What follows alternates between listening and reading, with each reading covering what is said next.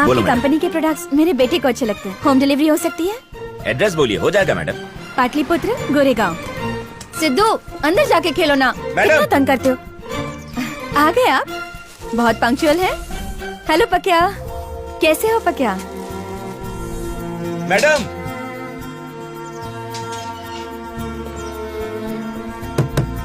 Madam. हाँ पक्या। हाँ madam. मैं जरा बिजी हूँ, सामान दरवाजे पर छोड़ना, मैं उठा लूंगी। और गमले के नीचे कैसे हैं?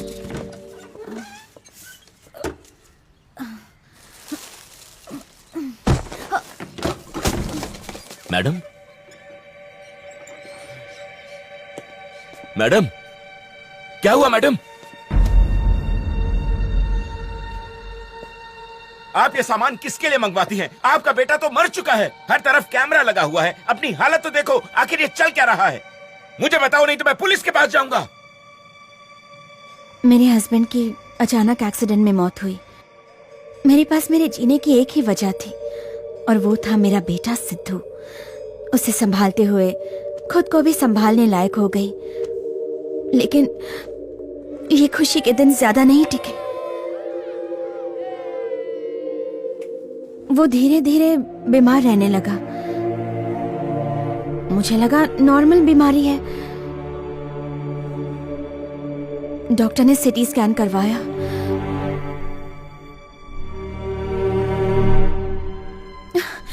मुझे जिंदगी का सबसे बड़ा शौक तब लगा जब पता चला कि उसे कैंसर था।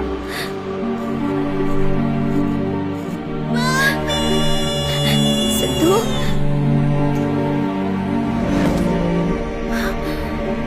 ट्रीटमेंट का कोई फायदा नहीं हुआ। हम उसे नहीं बचा पाए। मुझे यकीन नहीं हो रहा था। फैमिली हिस्ट्री में किसी को कैंसर नहीं हुआ था। मैं बहुत परेशान थी, इसलिए एक दिन मैं डॉक्टर से मिलने गई।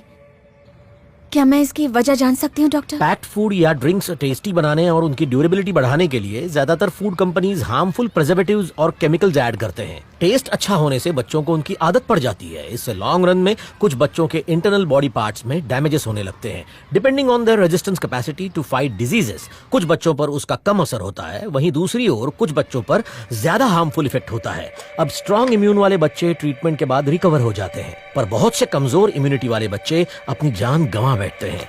बच्चा कितनी क्वांटिटी में उन प्रोडक्ट्स को कंज्यूम करता है, उससे भी बहुत फर्क पड़ता है। ज्यादा प्रॉफिट के लिए फूड कंपनी सस्ते और घटिया इंग्रेडिएंट्स डालते हैं, जैसे आटे की जगह मैदा, आर्टिफिशियल कलर्स, हार्मफुल केमिकल्स जैसे sodium nitrate, high fructose, corn syrup, घटिया क्वालिटी का ऑयल एक्सेट्रा। आपके बच्चे का रेजिस्टेंस पावर लो था। लंबे समय तक जंक फूड और पैक्ड ड्रिंक्स कंज्यूम करने की वजह से उसे कैंसर हुआ। ज्यादातर फूड कंपनीज ना तो गवर्नमेंट के सेट गाइडलाइंस और रूल्स फॉलो करती है, ना ही बिजनेस एथिक्स। ह्यूमन वैल्यूज से उन्हें कोई सरोकार नहीं। पेरेंट्स को अपनी जिम्मेदारी समझनी चाहिए। बच्चों को जंक फूड से दूर रखना चाहिए और उन्हें घर का खाना ही देना चाहिए, वही सेहतमंद है। दुनिया में सबसे ज्यादा कैंसर पेशेंट्स जिन देशों में हैं, उनमें हमारे देश का नंबर 2 है। कितने दुख की बात है, हमारी नई पीढ़ी फास्ट फूड की शिकार हो रही है, उसकी वजह से मर रही है। अपने बच्चे के असली कातिल को सजा दिलवाने के लिए मैंने सैफरन कंपनी के ऊपर केस कर दिया। आपके पास क्या प्रूफ है कि सैफरन कंपनी का प्रोडक्ट खाने से बच्चे को कैंसर हुआ है? स्कूल में कुछ गलत खाया होगा, या खाने पीने में प्लास्टिक का इस्तेमाल करता होगा, या फिर हो सकता है आपकी सिंथेटिक साड़ी की वजह से हुआ हो। सबूत ना होने से कोर्ट ने मेरा केस डिसमिस कर दिया। कोई मेरा साथ देने वाला नहीं था। तब मैंने फैसला किया कि मैं खुद सबूत इकट्ठा करूंगी। फिर मैं भी सैफरन के ही प्रोडक्ट्स खाने लगी, वही जहर जिसे खा के मेरे बेटे को कैंसर हुआ था। मैं सैफरन के प्रोडक्ट्स का पर्दाफाश करके रहूंगी। अपने ब्लड सेल्स में होने वाले बदलाव को मैं पूरी तरह से ट्रैक कर रही हूँ, पर इसके रिजल्ट्स आने में 4 महीने तो लग जाएंगे। शायद तब तक मैं इस दुनिया में ना रहूं, और इसीलिए 24 घंटे मुझ पर नजर रखने के लिए मैंने कमरे में सीसीटीवी कैमरे लगाए हैं। सैफरन के प्रोडक्ट्स एक स्टोर से होम डिलीवरी करवा रही हूँ। आज पहला दिन।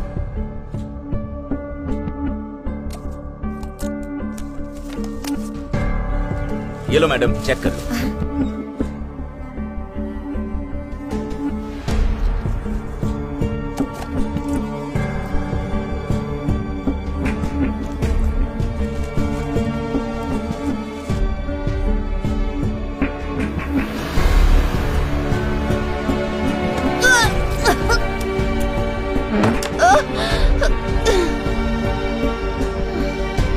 आज पहला दिन।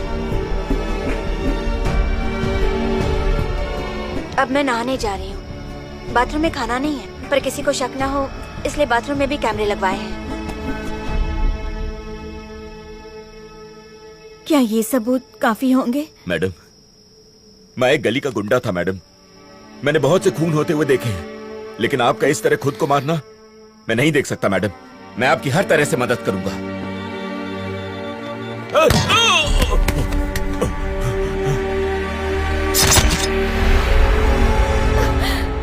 मुझे यकीन नहीं हो रहा कि बकिया नहीं रहा।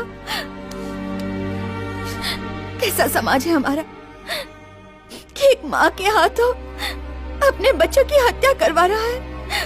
हर दिन अपने हाथों से उसे जहर खिला रही थी। मुझे यकीन था कि मैं अपने बच्चे को सबसे हेल्दी और बेहतरीन चीजें खिला रही हूँ, लेकिन इतनी बड़ी कंपनी भी ऐसा करे तो किस पर विश्वास करें? सैफरन कंपनी को एक्सपोज किए बिना मैं नहीं मरूंगी। मैं मानता है कि आपके दुख को कोई कम नहीं कर सकता, लेकिन आपको यह जहर रोज खाने को नहीं देगा। आप जैसी हिम्मत वाली औरतों की दुनिया को जरूरत है। मैं कोई ना कोई रास्ता जरूर निकालेगा। सर, पकिया के बारे में मैं कस्तूरी से बात करने गया था। क्या कह रहे हो? पहले मुझसे बात करना चाहिए था ना। मलम आई थी सर, उसके मासूम बच्चे की मौत की वजह हमारे प्रोडक्ट्स ही है, और यह बात साबित करने के लिए वो रोज हमारा प्रोडक्ट खाकर अपनी जान जोखिम में डाल रही है। और तो और उसके पास वीडियो रिकॉर्डिंग भी है। जयराम, तुम बच नहीं सकते। तुम्हें और तुम्हारी कंपनी को बर्बाद कर दूंगी। उसकी हालत बहुत खराब है, किडनी वगैरह भी जवाब दे चुके हैं सर। उसको कभी भी कुछ भी हो सकता है सर। ये सब सुन के बहुत बुरा लग रहा है। ऐसी कंपनी में काम करके अफसोस हो रहा है। अब चाहे कुछ भी हो जाए, हर हाल में कस्तूरी की मदद करनी होगी हमें। इस कंपनी को कोर्ट में ले जाएंगे। वो भी यही बोल रही थी सर, पर मैं जड़ से इलाज करना चाहता हूँ, इसलिए आपके पास आया हूँ। कैसे? सर, मेरे को जब किसी ने हत्यारा बोला तो मुझे बहुत बुरा लगा। अगर हम मजदूरों को एहसास दिलाएं कि कस्तूरी के बच्चे के मौत के जिम्मेदार वो है, तो उनको भी बुरा लगेगा और वो कंपनी के खिलाफ बगावत कर डालेंगे सर। आखिर ये जहर बनाने और बांटने का घिनौना काम मजदूरों के हाथों से तो करवाते हैं। मजदूरी बदलाव की पहली सीढ़ी है सर। दिमाग ठिकाने पर नहीं है? क्या लगता है मजदूर बदलेगा? मजदूर इसमें हमारा साथ देगा? वो बोलेगा कि नहीं सर, मैं आपका साथ नहीं दूंगा। तब क्या करेगा तू? अगर गलती से 2-3 मान भी गए तो उससे प्रोडक्ट पर कोई भी असर नहीं पड़ने वाला। बेवकूफी है, ये ख्याल अपने दिमाग से निकाल दे। सर, पहले भी ऐसे ही मुद्दे पर अपना डिस्कशन हुआ है। जब आपने मुझसे पूछा था कि जो लोग टीवी नहीं देखते उन तक अपनी बात कैसे पहुंचाए, मैं बोला मुमकिन नहीं, पर आपने मुस्कुराते हुए मेरे को देखा और बोला कि मार्केटिंग में नामुमकिन नाम की कोई चीज ही नहीं होती। सर, जब मार्केटिंग से लोगों तक अपना प्रोडक्ट पहुंचा सकते हैं, तो उन तक अपनी तकलीफ भी पहुंचा सकते हैं। अपनी फालतू की बकवास बंद करो। ये उस औरत का वहम है कि हमारा प्रोडक्ट हेल्दी नहीं है। मुझे दुख है कि मेरे साथ रहकर भी तू मार्केटिंग नहीं सीख पाया। मुझे उस कस्तूरी से सारे वीडियोस ला कर दो। End of discussion. Get out. चल तो है।